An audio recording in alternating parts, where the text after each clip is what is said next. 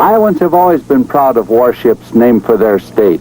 The 4th Iowa and her sister ships are the biggest ever in the American fleet. The Iowa is returning to service after 25 years in retirement. It was nearly badly damaged or sunk with President Franklin Roosevelt aboard in 1943.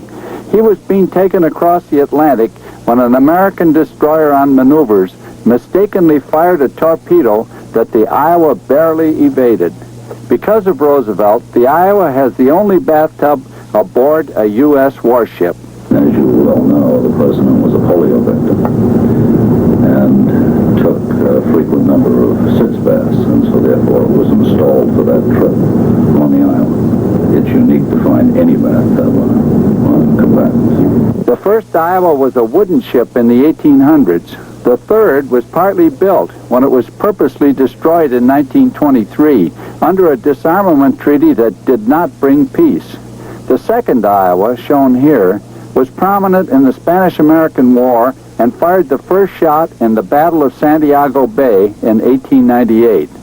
The state of Iowa spent $5,000 in 1897 for the now priceless silver service, which was used on both number 2 and number 4 and is now on display in the State Historical Building. Will the service be returned again to the Iowa?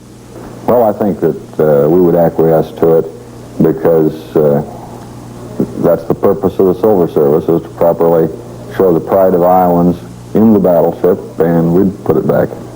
State officials had hoped to get a turret of the guns 68 feet long for display on the State House grounds, but the guns are being retained for possible use in a shooting war everyone hopes will never happen.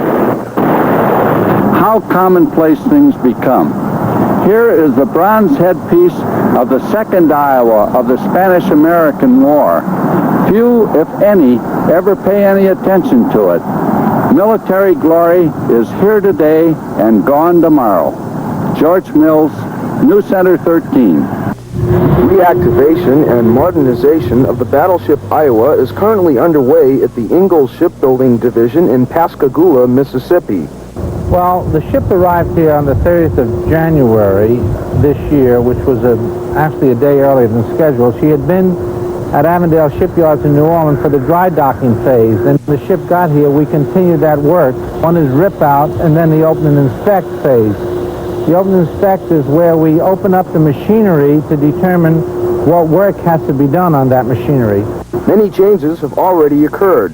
The ship's 10 5-inch mounts were removed in Philadelphia. 6 will be reinstalled. The entire ship's electrical system is being checked.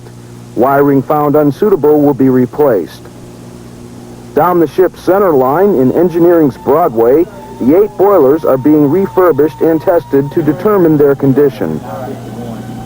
Modifications are underway. The old flag officers' mess is being reinforced with additional armor to become the Combat Engagement Center.